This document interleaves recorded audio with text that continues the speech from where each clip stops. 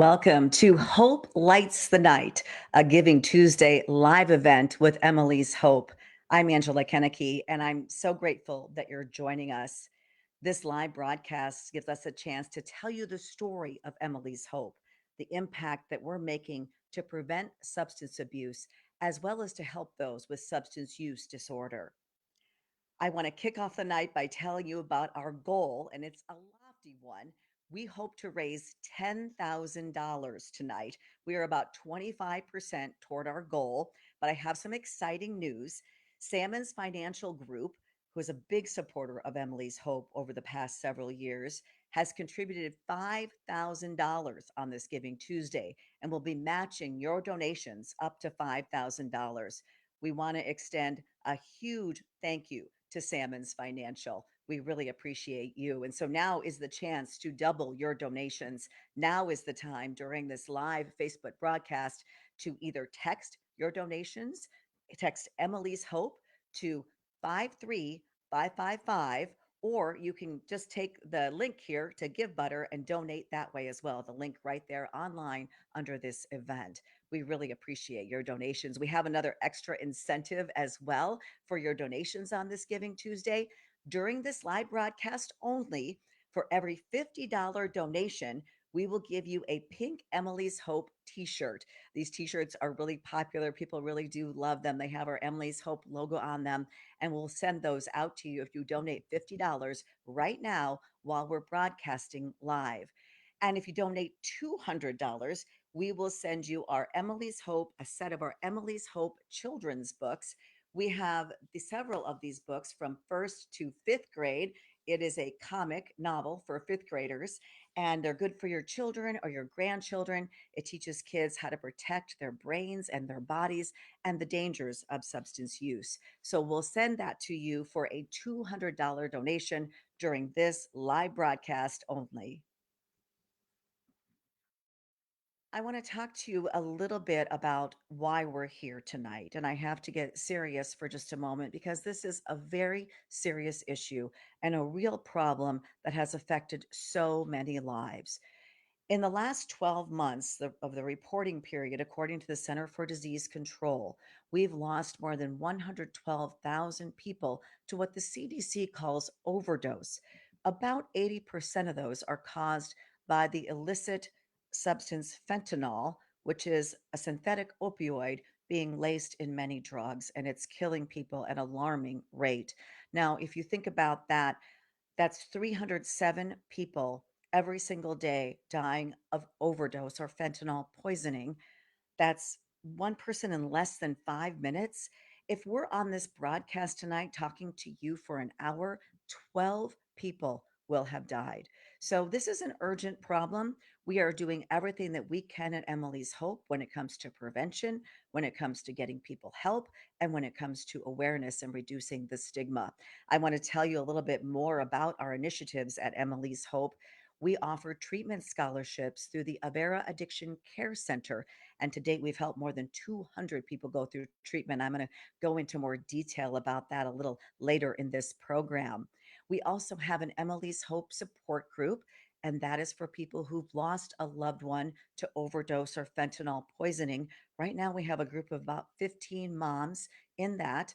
And we meet about once a month, and we're going to be going into a few more details and talk to a member of our Emily's Hope support group who is also a terrific volunteer for Emily's Hope. That's coming up later as well. We also do a podcast called Grieving Out Loud. It's a national podcast. We've had more than 115,000 downloads nationwide. We cover the topic of fentanyl poisoning. We talk to people who've lost loved ones in this way. We talk about grief. We talk to experts in addiction, and we really want to be there in our podcast as a support for people. We also have a headline service on our webpage, and you can get the latest news on addiction, on fentanyl poisoning, as well as other topics on our website, emily'shope.charity. Say, I want to give a shout out here to Kim Hicks, who is watching tonight. Her daughter is pictured on this graphic right here. Kelsey is on here, and Kim talked to me on Grieving Out Loud. Thanks for tuning in, Kim, and thank you for all of your support. We really appreciate it. A couple of more things we're doing at Emily's Hope. Along with a partnership with the Link, we are distributing fentanyl testing strips. We've distributed those in Sioux Falls and the Mitchell area. We've given them out to bars, at music festivals, at homeless shelters, and halfway houses. We want to keep people alive. South Dakota made fentanyl testing strips legal this past summer, and our goal is to keep as many people alive as possible until we can get them help. Along with those efforts, we just received a grant from the Sioux Falls Area Community Foundation for $6,625 so that we can purchase Narcan and also the boxes to house the Narcan that we can give out for free in the Sioux Falls area. So we want to thank the Sioux Falls Area Community Foundation for that grant. And we're ordering the Narcan right now, and you'll be seeing that in the Sioux Falls area soon as well. And we also, one of our biggest efforts, and I would say our gold star effort, is our Emily's Hope substance use prevention curriculum. And I want to share a lot more about that with you right now. We launched our pilot program last year in 9 schools, in 8 in South Dakota and 1 in Minnesota. We had tremendous success. And this year we launched K through 5. It is currently in 4 states, in nearly 20 schools, before 5,000 students. You can see there on the graphic on your screen. We just had Oregon contact us as well about putting our curriculum into their schools. And the curriculum is very rich. It has engaging characters. We have an animation series. You just saw the children's books that we'll be giving to those people who donate $200 tonight. And that is part of our big incentive tonight for your donations. But I want to share some of this curriculum with you now and show you some of the curriculum in the classroom as well. We have this animation series with Emily and Eduardo, and we're going to play a little bit of that for you, what the kids in 3rd grade actually saw when they're learning about their brains. My name is Emily, and I'm learning a lot of stuff about my brain. Hi, Emily. I'm Eduardo. Learning about the brain, that's great. The brain is like the boss of my body. It makes it possible for me to do all kinds of things every day, like jumping, playing, and even learning cool things in school. Yes, the brain helps us do things that we can control and other things that we cannot control, like our feelings, breathing, and even our heartbeat. Our brain is always working, even when we sleep. Check it out. This is what's inside your head, your brain. Your skull protects your brain from bumps, blows, and jolts. Your brain tells you when something feels good and when something feels bad. This is what your healthy brain looks like. Our brain is the size of a cantaloupe, but it looks like a huge pink walnut. It's squishy and soft and has many folds and creases. It weighs as much as a football when we're born, 2 footballs during elementary school, and around 3 footballs by the time we grow up into adults. Our brain helps us pay attention to our body. Your brain is connected to your body through a network of nerves, which are kind of like electrical wires in our body, sending information when something good or bad is happening to it. These nerves send millions of messages to your brain about what's going on. The owie feeling when you break your arm actually comes from your brain. No one likes to feel an owie, but pain tells you to get help, and it also helps you from hurting your ouch even more by not using your arm until it gets better. A doctor may give you some medicine that calms down that part of the brain that tells you that you are in pain until your arm is fixed. The brain is like a supercomputer of the body. Your nerves can send messages to your brain faster than a racing car. The brain then processes these messages and tells the rest of the body what to do, like telling your body to sit still in school. But some kids' brains aren't wired like other kids, and this can change how the messages get delivered between their brains and bodies. So their doctor may give And those same characters are in our Emily's Hope substance use prevention curriculum textbooks. They're actually children's books that accompany all of the lessons, but they're very engaging stories. And for every $200 donated tonight, we will send you a set of these books. They're for 1st through 5th grade, and they have our characters that you just saw in the animation. And the kids really do love these characters and love the messages in these books. And I got to see the Emily's Hope curriculum in action in Baltic, South Dakota, and also in Wilmot, South Dakota. I got to see it in the classroom. I got to see the kids getting the curriculum. And it was such a rewarding experience to be able to see the way that they were just soaking up the information and the way they were responding. And we have a counselor in Wilmot, South Dakota, who is really committed to this curriculum. She was part of the pilot program, and she feels so strongly about it because many families in that community, it's a school of about 200 kids, but many families in that community have dealt with substance use disorder. And they've also had families who've lost loved ones to overdose. So I talked with Wilmot counselor Tracy Ronke about that when I paid a visit We there. have a very big drug problem in the county, in Roberts County. And we have had it affect many of our kids in our district in many different ways. And I wanted to educate our kids on something that will help them lifelong, not something just for today. I want them something that they can carry forever because the drug addictions in this community is not going away. We talk about how drugs can be a robber, a brain robber, how they can steal things and take things away from you, away your ability to think, to process things. This year with our fourth grade class, they're getting the second set of lessons with that. So now the fourth grade curriculum. And they were using that terminology that they learned last year. When I asked them, what does substance use do to your brain? What happens? And they start asking the questions about, remember the brain robber, how the brain robber took everything away? And they already could put something that was so simple to understand into a big picture this year, than how the drug actually took away that ability for them to think, to do the things that we take for granted every day. And here you see Counselor Ronke teaching the curriculum to fourth graders in a Wilmot classroom. These are the same kids that got the curriculum last year in third grade. And they were so engaged. They got up and they played a game about the brain, and they just really were soaking up everything that we had to teach them about. And they seem to really understand also what substance use disorder is and how it affects the brain, which is really the main goal here. I talked to a parent in Wilmot who lost her niece to overdose, and her son is in this classroom, and she's really grateful that he's getting these I lessons. think it's great that they're starting young because their minds are like little sponges right now, and they just soak everything in. And it's a great time to start. Plus, they're starting earlier and earlier and trying different things. And some of the papers that I've seen come home, I thought they were great. And it talked more even about feelings and just how to deal with stuff. And that's great too, like how to cope with things, because we don't always have the tools to cope. And that's when you kind of fall into that stuff.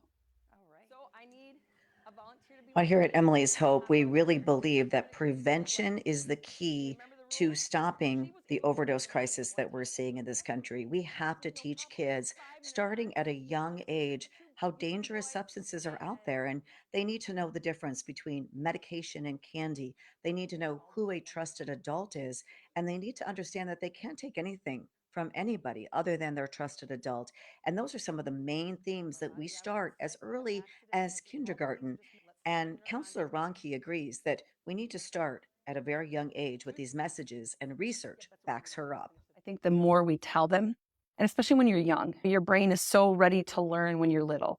Whether they want to learn or not, that's when they're most ready to. And the brain is made that way. It's made to learn as much as you can, as young as you can, and then you just develop it as you grow older. So if we start this in kindergarten, like we did this year, and every year we give them consistency, we deliver something a little more. What I've learned so far, because this is just our first year with the whole curriculum, but each time we offer just a little bit more of education and life experience, and we offer them just a little bit more of support, that you don't have to make those choices, that you can say no, that you can be okay. And we are so grateful to Tracy for implementing this curriculum in Wilmot, and for all of the counselors and teachers who are implementing our Emily's Hope substance use prevention curriculum in 4 states right now. And we're expanding that to as many schools as possible as part of our mission. We are nearly at $3,000 in donations. You'll remember that our goal for Giving Tuesday is $10,000. And right now, Salmon's Financial is matching $5,000 in donations. So right now, your money, your donations are doubled. I encourage you to donate online. Take the link that you see there. You can take the QR code that we've been showing you, or you can text Emily's Hope to 53555. Text Emily's Hope, no apostrophe in that. Emily's Hope, EMILYSHOPE, to 53 555. So that's 53555. If you pledge $50 tonight, we will send you a pink Emily's Hope t shirt. If you pledge $200, we'll send you a set of our children's books for first through fifth grade. They're great Christmas gifts for your children or your grandchildren, and they're just terrific to have around with a wonderful message. We want to thank all of you for the donations that you're giving us this evening. I want to thank Jill Entenman. She made a comment. If you comment, I'll reply to you here on Facebook. Jill says, please donate, worthy cause, saving lives. And Monica Burns says, thank you to Angela and our team. It does take an entire team. You see me here in front of the camera talking to you, but there are so many people behind the scenes making this possible. And of course, we couldn't do it without you, our cherished donors. So we just want to thank you so much to everyone who is donating tonight. And now I want to tell you about our Emily's Hope treatment scholarships, because that is another very important part of our mission. To date, we have helped more than 200 people go through treatment at the Avera Addiction Care Center. We have funded $350,000 toward that effort. And it is making a big difference for so many people. It is truly changing lives. I recently spoke to a young woman named Natasha, and her story is just incredible. It really struck me that if it weren't for Emily's Hope, she would not have received the necessary help to get into recovery, and she is healthy today because of it. Right now, I want to share Natasha's story with all of you. I was adopted from Russia, lived in an orphanage for the first 18 months of my life, and then I was adopted by a family here in South Dakota. I grew up with your typical American family. My parents had talked to me about addiction being a disease that runs in families and things like that, and with my biological mother being an alcoholic and a drug addict, my parents had told me. So I knew the risks. I started drinking at the age of 11, and I just remember having this beer, and it was the greatest thing that had ever happened to me. Actually, how I got started with drugs is I had surgery and I had a doctor prescribe opioids, and I was immediately addicted.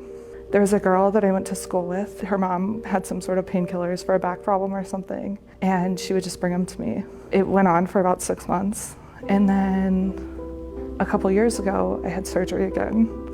And I kind of casually mentioned it to my doctor that I had had some issues with opioids in the past, and my doctor was like, okay, I'll write you a small prescription. When the prescription ran out and I went back to my doctor, my doctor filled it a couple more times, and then they were like, we don't think you need this anymore. And that's when I started buying it off the street. And I remember one day I called my drug dealer and I was like, I need something stronger. And he was like, well, I have heroin and that's about it. I was like, great, give it to me. At that point, I had no will to live. I had no will to really do anything. And I was hooked. I used it one time, and for the next 2 years, I did it every day. My mom died, my best friend died, and then my grandma died. About a year after that, my husband died.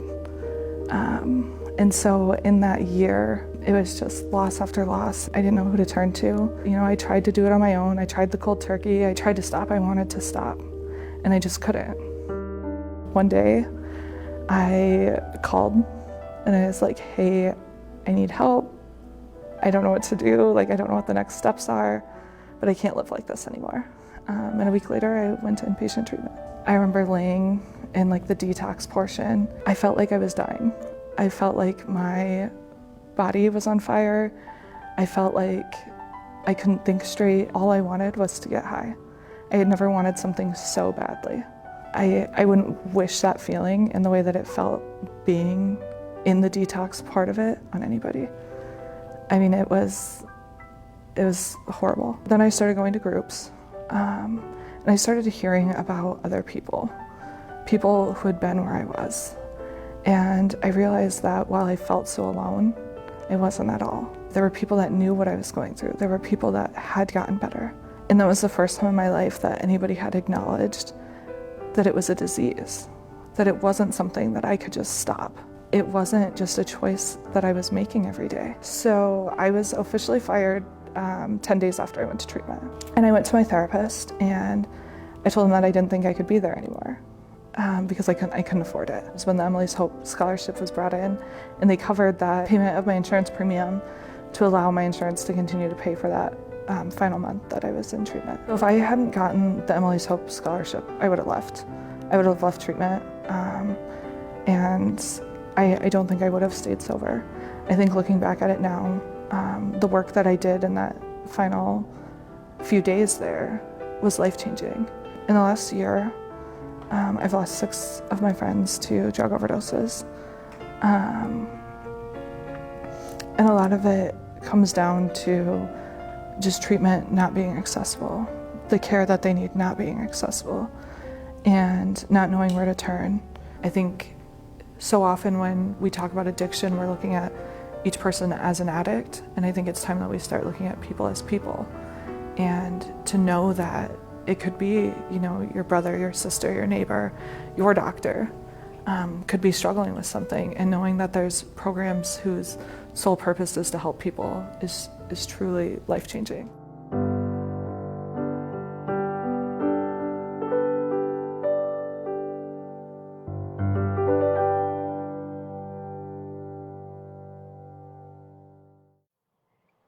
And you were just listening to Natasha's story. Sadly, she wasn't supported by her employer and she was fired while she was in treatment.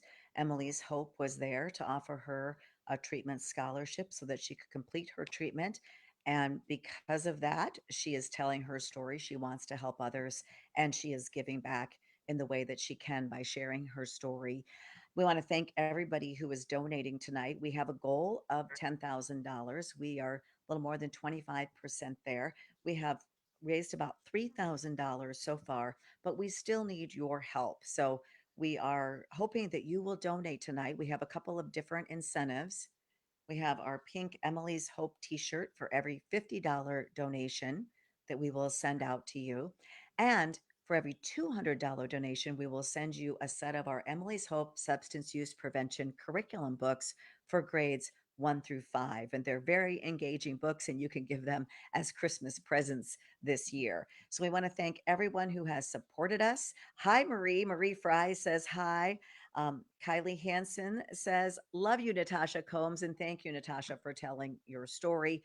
Diane Idy mentioned that the books are amazing.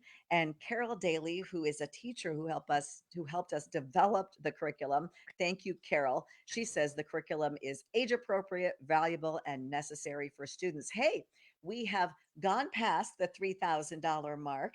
Thank you, Jeremy and Mariah. We really appreciate your donation and for pushing us over the $3,000 there. You can also text to give, text Emily's Hope, EMILYSHOPE, to 53 5555. And Natasha said that she is so grateful to be on this journey. So, Natasha, thank you for watching tonight and thank you for sharing your story. We really appreciate you. I want to welcome now Dr. Stotts DeVries to our program. She is an addiction medicine physician at the Avera Addiction Care Center and also a member of our Emily's Hope board. Thank you for being here, Dr. Stotts DeVries. Thank you for having me. Really appreciate it. Let's talk a little bit about the importance of treatment, especially inpatient treatment for substance use disorder. In Natasha's case, she was using opioids, heroin, and really having access to medically assisted detox, medically assisted treatment is so important, isn't it? Oh, it is. I treat both on the outpatient side of things, and you mentioned the inpatient as well. And it's hard to kind of, figure out how can we go from one place, or the other, and how do we find the time to do that? The cost to do that is often a huge barrier for patients as well. But it's life-saving when we do get patients the care that they need. Mention to our audience that they can hear you perfectly fine, but your video is freezing for some reason beyond our Oh, control. So we're glad we can hear you. We can see you, but you're kind of, how that works with technology, a little bit sure. frozen. But we're really glad that we can hear you. And I wanted to ask you too why it was important for you to be part of Emily's Hope because you are a volunteer, you're a member of our board. You've been to all the meetings. I know you're so busy as a Mhm. physician, yet you make the time for Emily's Hope. I think when you become passionate about something that you do, sure, this is a job, this is what I get up and do every day, but I love what I do. And I think the more that you know what resources you have, what people are hearing, what people are seeing, what people are learning, the better I am able to help patients. I talk to them about Emily's Hope treatment scholarships if they say finances are a concern, and that wasn't something that I was aware of when I first came here. So I think getting involved is extremely important. And if I were to solely focus just on, going to my clinic or going to my center and leaving, I'm just pigeonholing myself and really not doing the best that I can for my patients.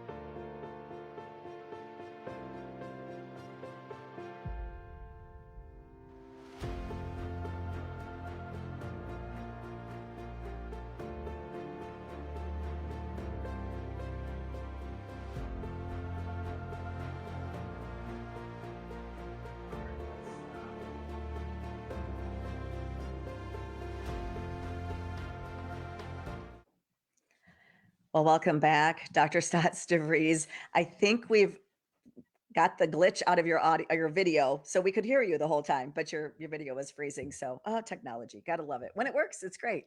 But you started to talk about, the importance of telling people about the Emily's Hope Treatment Scholarship. So, just the importance. I think you lend so much to our board too to help us understand substance use disorder.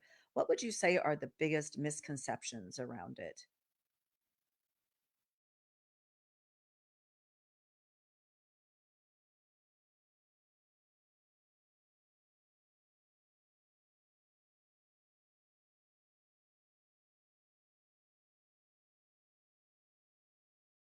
Unfortunately, we're sorry about that. We apologize to our audience, but we want to thank you so much for tuning in tonight. For everybody who has tuned in for this live broadcast, Hope Lights the Night.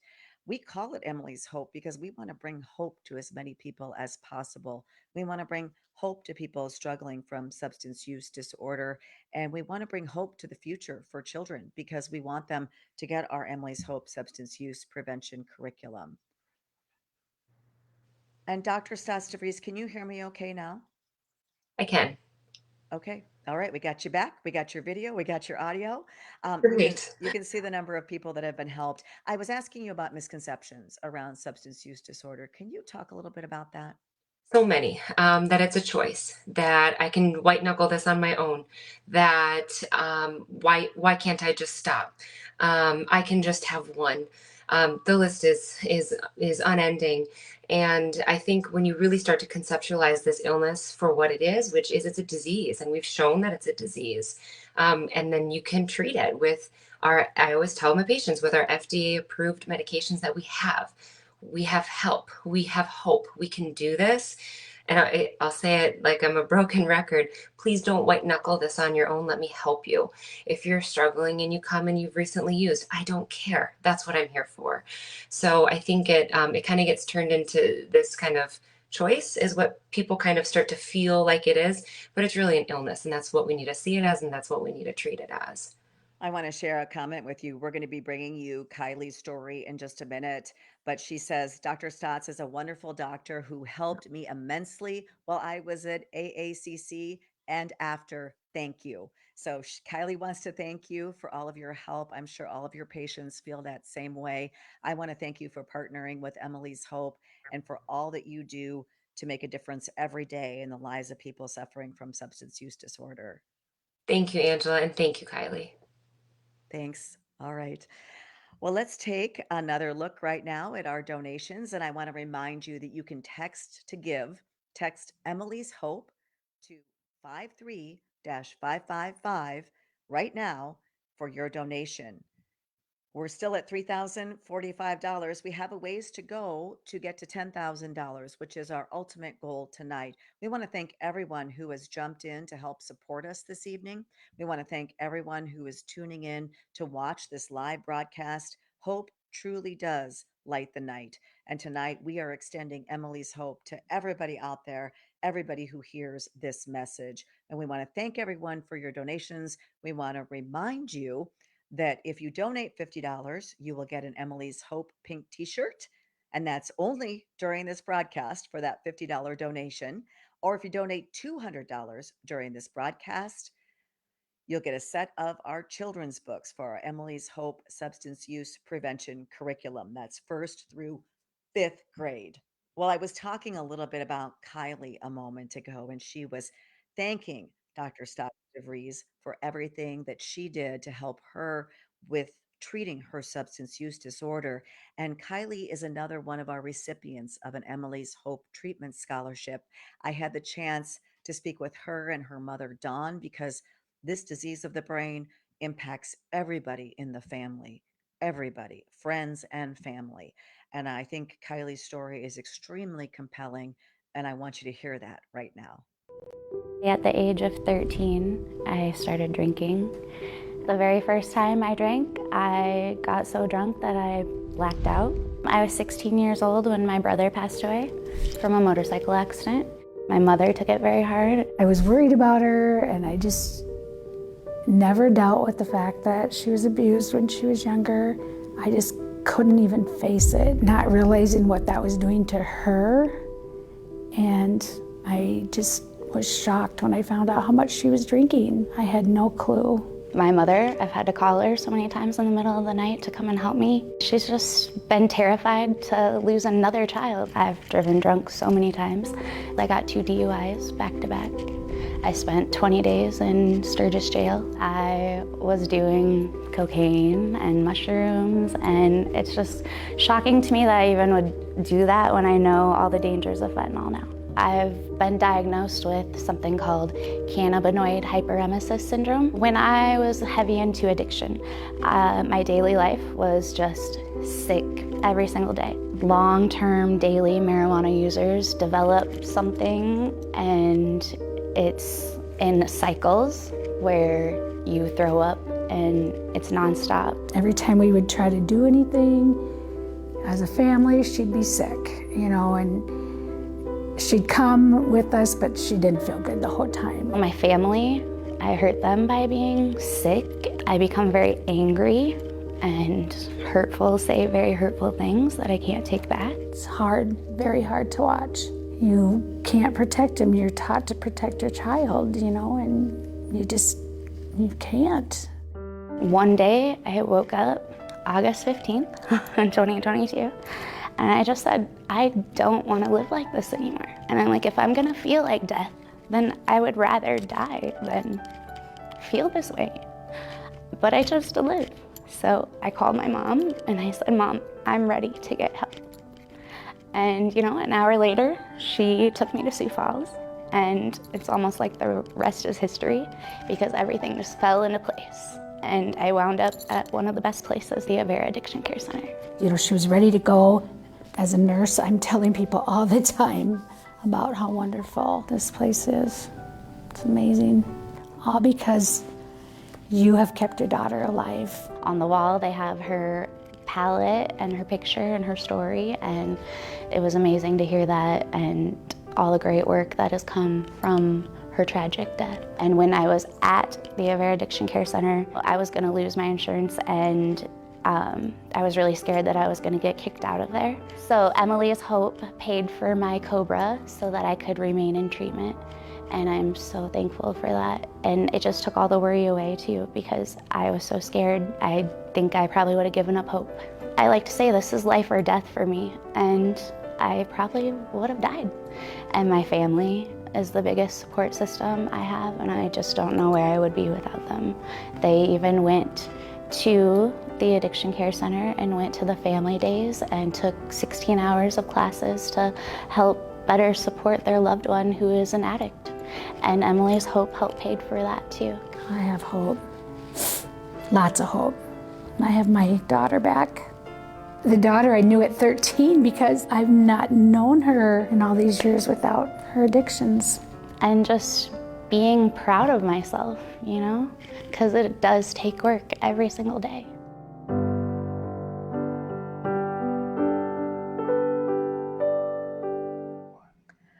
And we are so grateful that Kylie is happy and healthy today. And we want to thank Salmon's Financial Group for matching your donations tonight up to $5,000. Salmon's Financial has been an incredible supporter of Emily's Hope over the last few years. So we want to thank them. And now is the time to donate. We are just past that $3,000 mark, and we are working to get to $10,000 on this Giving Tuesday. We can't do that without your donations. I want to mention that Rias Olson says, "Love you, Kylie. So proud of you." And Tom Gunlick says, "Emily's Hope gives so many hope. Keep it up." Thank you both for watching this live broadcast. Hope lights the night on this Giving Tuesday. We really appreciate you tuning in. And we appreciate Kylie and her mother, Dawn, sharing their stories and their story of hope. You heard that both Natasha and Kylie were fired from their jobs while they were in treatment, and Emily's Hope stepped in to make sure that they could stay in treatment. And that's really what we are there for. We're hoping we can reduce the stigma so that employers stop doing that kind of thing, that it doesn't happen anymore. But until that day, Emily's Hope will be there for people going through treatment with our Emily's Hope treatment scholarships. And one of our first treatment scholarships recipients was Jeremy Crozat, who joins us now. And he's now a big supporter and volunteer for Emily's Hope as well. Jeremy, you donated tonight, even. Thank you so much. Of course I did. This is a big important thing for me. This helped save my life a long time ago, and I love what you do here. So glad to be here. Let's Will you share with people a little bit about your story? We first met, I think it was about 4 years ago. And it is kind of ironic because you worked in IT and you actually knew about the treatment center. Tell me about that. Yeah, actually, it's because I put the computer network in that building several years ago. So when the building was being built, I was actually an engineer for Avera, and I had an epiphany one night, and good Lord said, "Jeremy, it's time to get help." So I went and made a phone call. Lo and behold, did I ever realize that I was going to be sitting here 4 years later having a conversation with the amazing Angela Kennecke, and just clean and sober for almost 4 years now. Yeah, congratulations on your recovery. I admire you so much, Jeremy. Tell me about the difference that the Emily's Hope Treatment Scholarship made for you.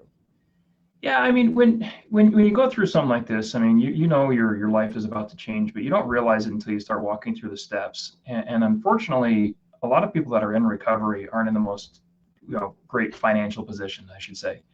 And then I wasn't at the time. I wasn't planning properly, and I didn't exactly have the right frame of mind financially to make that step. And um, when the opportunity came to receive a scholarship that took care of my down payment, it took the excuse away, right? It took the thing that said I couldn't afford it, or I can't, or I won't, or there's no way I can handle this. Well, this made it possible, and unfortunately for me, it made me face my fears. Actually, now I look back, I should say, fortunately, it made me face my fears. So And I started the your program. your recovery has been incredibly. We're just seeing some video of you with your son Xander. How old is Yeah, Xander now? Santa's 14 now. 14. Yeah, So this he was 10, right? yeah, And your recovery has been incredible for all of your family as well. Everyone in the family has healed, right? absolutely. I mean, my wife and I just celebrated our 25th wedding anniversary, and frankly, had I not gotten into the treatment center at Avera and got that help, and with the scholarship that Emily's Hope provided, I don't know that I would be married today. I'm not even sure I'd be alive today, but that's Yeah. the way it worked out. So God said, "Yeah, you need to stay around." Well, I'm so glad you're here, and I'm so glad to know your entire family. Also, you don't have to do this. Like, you don't have to be on here talking to me, and you come to every Emily's Hope event. You're always there to volunteer and to help out. Tell me why. Why do you give back in this way?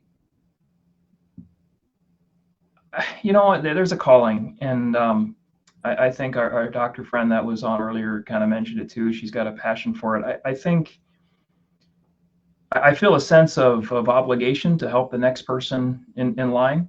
Um, those that have walked the path of recovery understand the struggles and the frustrations and the tears and the angst that you go through. And part of the program for AA, for example, they talk about helping the next person online and being of service is the term they use. Um, I lead a servant leadership type life now, and serve in my church and that sort of thing. And this is just a great outlet for me to go help somebody that I can relate to. The people that Angela's organization here helps, and Emily's Hope has helped. I can relate to them because I walked in their shoes. And sometimes for somebody like that, they need somebody they can talk to and they can relate to, because it's not easy to talk about this stuff. Do you think that that service attitude, that attitude of giving back has been so important for your recovery? Oh, absolutely. One of the things, and Angelina and I have discussed this before, is just one of the things that keeps me sober is knowing that I've put myself out there and talked about my recovery so openly. That service that I try and provide and help others with is keeping me on the straight and narrow, right? It's kind of built into my recovery plan, and it's helped keep me sober. So grateful that you have joined us tonight and that you are in recovery. Thank you for all you do for others and for Emily's Hope. And thank you for sharing your story so openly. It makes a huge difference when somebody can share in that way. I think it takes away the stigma and the shame. Absolutely. Thank you, Jeremy. We appreciate you. And I've had a few comments here following Kylie's story. Linda Straw Neubauer says, "So proud of you, Kylie. Thank you for sharing your story. Thank you, Emily's Hope, for helping Kylie and so many others." And Kylie Hansen also commented. She's been watching tonight as well. Kylie, thank you for sharing your story. And she says, "I'm eternally grateful for Emily's Hope for their donation and contribution to my sobriety. Today, I am 470 days sober. Congratulations, Kylie. Thank you so much for this opportunity to be part of this wonderful event. Helping others struggling with their addiction means everything to me." So we are so grateful for Kylie and Jeremy and Natasha and others who have shared their stories with us. We know that it takes a multifaceted approach to end this problem that we have in this country with substance use disorder and overdose and deaths. And we know that it takes prevention, it takes raising awareness, reducing stigma, our education curriculum to prevent it from happening in the first place, and also our efforts now to get out fentanyl testing strips and Narcan to people to keep them alive so that we can get them help. We want to get them help with Emily's Hope treatment scholarships and in any way that we can. And I want to just take one more look at the totals here that are coming in tonight. We want to thank everyone for their donations.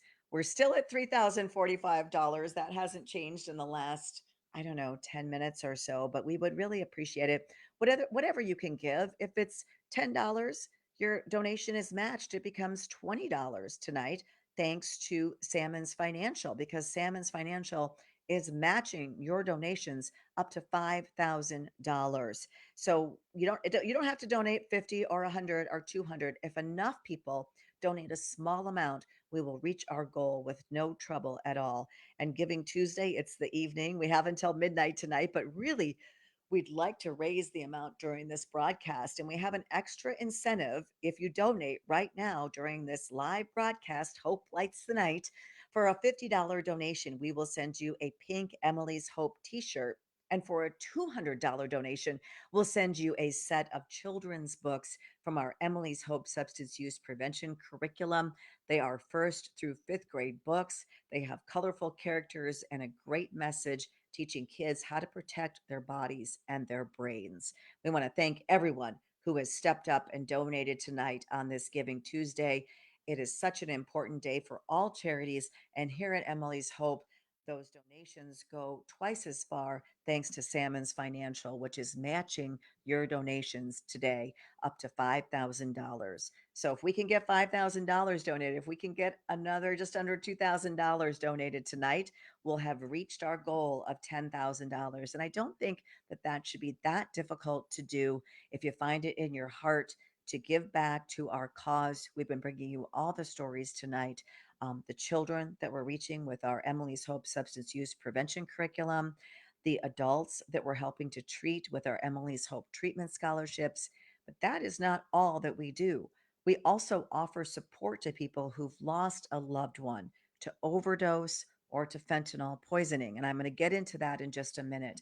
But I want to talk about why I started this charity in the first place. It is because of my own personal loss of my daughter, Emily.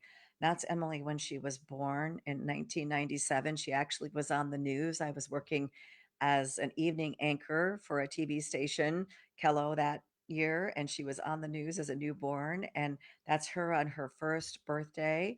And she loved Blues Clues as a kid. And I look back at these now and it's bittersweet. I miss my daughter so much, and I want to make sure that no other mother, no other parent ever has to go through what I've gone through, what my family has gone through, what Emily's dad and stepdad and brothers and sister have gone through with the loss of Emily to fentanyl poisoning. She was a bright, shining light. She was an artist. She was our world. I love all of my children. She was my firstborn, and she changed my world as a firstborn child. And that is some of, you see her there with some of her art. We try to celebrate her art through Emily's Hope. And this is why I am here tonight. This is why I want to see people like Natasha and Kylie go through treatment.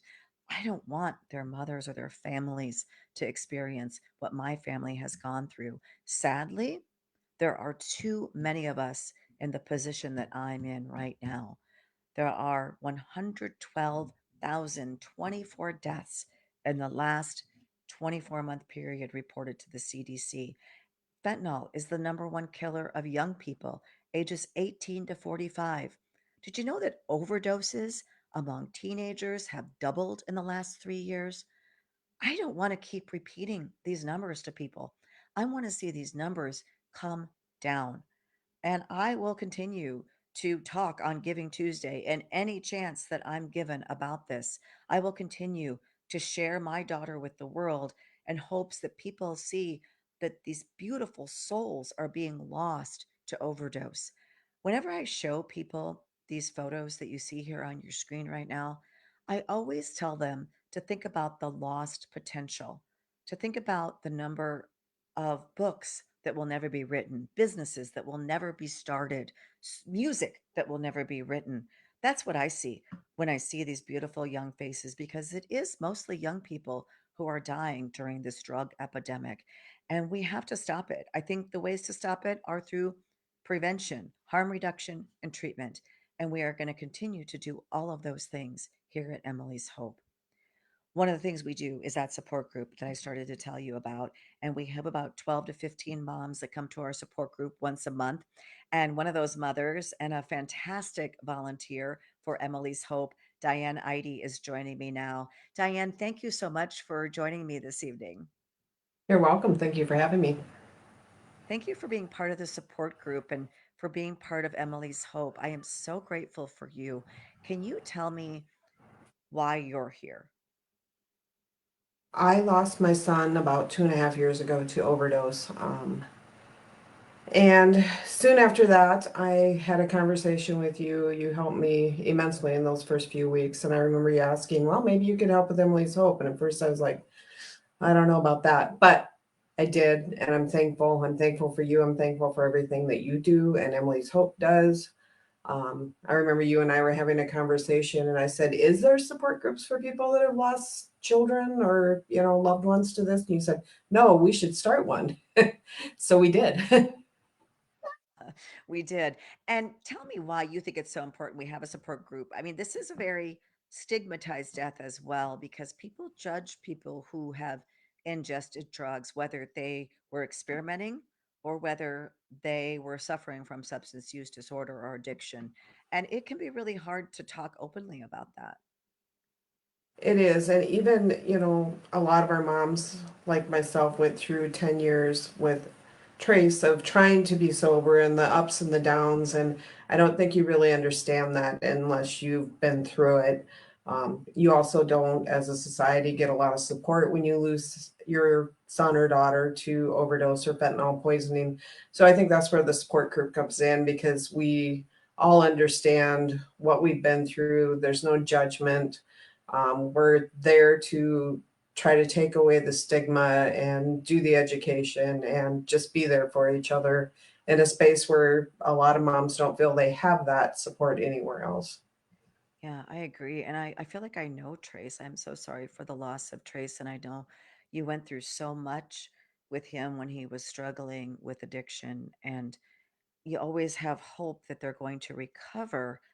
And then when they die from overdose or fentanyl poisoning, it's like just the rug has been pulled out from under you. It feels as if all hope is lost. It is, it's very overwhelming. And I think I think that's kind of where the support group comes in again. Like I said, it's like you're with people that understand how you felt, how what you went through before you lost your person. And I think we also help, yeah, unfortunately, almost every time we meet, we have a new mom that has just lost their son or daughter.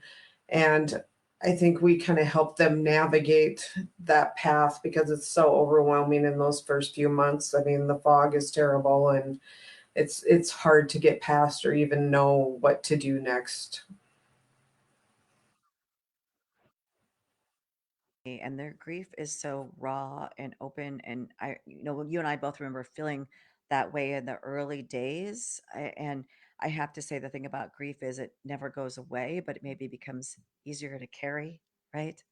And I Right. think we have to be there for each other. And the fact that our society judges these deaths and parents so harshly really has to change. Right. I can't tell you, when we were going through the roller coaster of Trace, I had so many well-meaning people say, "Well, just tell him to stop using drugs." I'm like, "Okay, yeah, I'll do that." Um, and then, you always think to yourself, am I a bad mom? Do they think I'm a bad mom? Did I do something wrong? Why is this happening to me? Um, and it's really, it's a bad thing. It's a hard thing to go through, and it shouldn't have to be that way.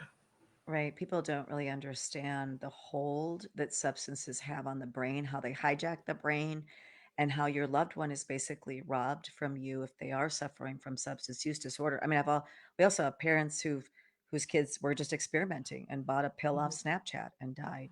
That's so horrifying. But when you've gone through that addiction battle, it is just it feels like nothing but defeat. So I feel like the way that you're giving back now, by volunteering. You and your husband, Brian, volunteer at Emily's Hope events. You help me with the support group. Thank you so much for that. That's huge. Does giving back help you? It does. It does. It helps a lot. It just gives you something to feel hopeful for.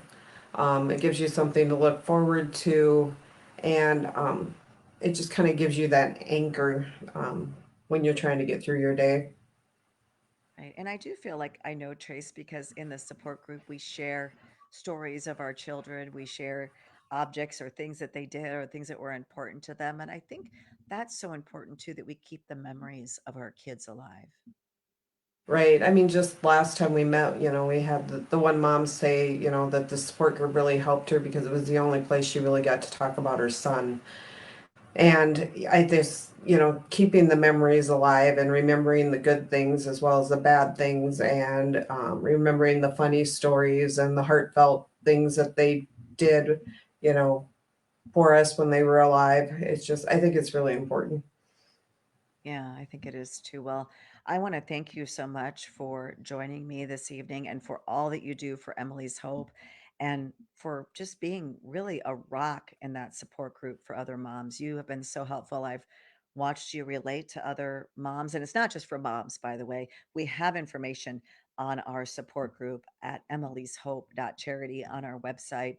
If anyone out there is in need of support, is really for anyone who has lost a loved Right. one. It could be for a dad or a sibling. We have had some siblings and a fiance come to the support group as well. It seems to be overwhelmingly mothers, and maybe it's because we're more expressive about our grief oftentimes, but it is really for anybody. Mhm. Yes, anybody is welcome. Yeah. Thank you, Diane. Thank you for being here tonight. And I want to remind you, this is Giving Tuesday, And we cannot do all of this work that I have been telling you about for the last hour without your help. I want to thank Rosa there for donating. And Penny, thank you so much. We are now up to nearly $3,100. If we can raise another just under $2,000, we can hit our goal of $10,000 tonight, because Salmon's Financial is matching every dollar you donate up to $5,000. So if you can donate $20 tonight, it becomes 40. If you can donate $50 tonight, it becomes 100. And we do, Jeremy just commented again. Amazing work, Kylie. Keep walking the path. It gets even better. Jeremy is just a gold star in recovery there. Thank you so much, Jeremy, for taking part tonight. Thank you so much to Diane and to Dr. Stotts DeVries, also all of our live guests tonight, for taking part in this broadcast. I started to talk about a $50 donation. If you donate $50 tonight, you still have another few minutes here left. If you donate, you will get a pink Emily's Hope t-shirt. And if you donate $200, you'll get a set of our Emily's Hope Substance Use Prevention Curriculum books. That's grades 1 through 5. They are very engaging books. One thing I want to mention about the books is that they were illustrated by Emily's sister, Abigail. Abby illustrated those. She is an illustrator animator. And it was a project that we were able to work on together, and it means so much to us. She was also greatly affected by Emily's death, as well as Emily's brothers, Adam and Jordan, and they all want to give back to the charity. They've all done their part. They've volunteered at events, and this has been really healing for our entire family to start this charity, Emily's Hope. I want to thank everyone who has come beside us tonight to donate. We are going to keep our donations open. You can donate. This will be Giving Tuesday until 11:59 tonight. It doesn't end with the end of this live broadcast, but we really do appreciate your donations during this broadcast tonight. And we will be sending out those thank you gifts if you donated during the broadcast, of the Emily's Hope t-shirt, logo t-shirt, or the set of books. Again, you can give those books as Christmas gifts to your children and grandchildren. We want to thank everyone who has tuned in to watch tonight. It means so much to us. Just having you here, having you join us is such an amazing thing. We have such great support in this community and beyond. Our curriculum is now in many states, and we have support throughout the country. We have many people listening to our podcast, Grieving Out Loud. We have so much more information on our website, emily'shope.charity. You can also go to our education website, emily'shope.edu.org, to check out more information on our education curriculum as well, if you're interested in that. And if you want to put a memorial in your loved one's name online, on our memorial website, you can go to morethanjustanumber.org. We have memorials there. All of these websites are at the bottom of our homepage, emily'shope.charity. You can take links to all of our websites. We love keeping our loved ones alive. We love memorializing them. And we really want to raise money in their names to help others who will have a chance to survive this horrible disease of addiction. So we want to thank all of you for joining us tonight for Hope Lights the Night. We really appreciate you and all of your donations. We can check the donation board one more time to see where we're ending this broadcast. I think we've raised more than $1,000 during this broadcast. Oh yes, and I want to let you know also about an upcoming event, our Emily's Hope Art Show and Auction. It's another way for you to get involved in our cause. That is coming up on January 27th at 5:30 p.m. We will be showing the work of Emily, my daughter. She left us with about 29 paintings and several pieces of pottery and some objects that she painted. And we have an art show displaying her work. And we also auction off the work of other local, regional, and national artists. This year, I have to brag a little bit. We have an original John Crane. We have commitments also from Brad Kringen and Josh Spies and Jim Sturdivant and other artists, well-known artists in our area and beyond, who are all donating this year. So it's your chance to take part in a really great event that celebrates all the work we're doing here at Emily's Hope goes to help fund our work throughout the year and also celebrates the work of local, regional, and national artists. So be sure to check online at emily'shope.charity. We have a lot more information about the events and how you can get your tickets and your tables. And again, I want to thank everyone for joining me tonight for Hope Lights the Night, a Giving Tuesday live event with Emily's Hope. We are wrapping it up here just a little short of our goal, but I have a lot of faith that by tomorrow morning, we will have reached our goal of $10,000 this Giving Tuesday. Or if not, if we don't reach it, we'll be very close. So we can't do that though without your help. There is still time to donate. You can donate after we sign off here. You can donate through the end of the evening. And again, Salmons will continue to match those donations up to $5,000. Thank you again to our sponsor tonight, Salmons Financial Group. And thank you to all of you for joining us. We really appreciate you and your support of Emily's Hope. Good night.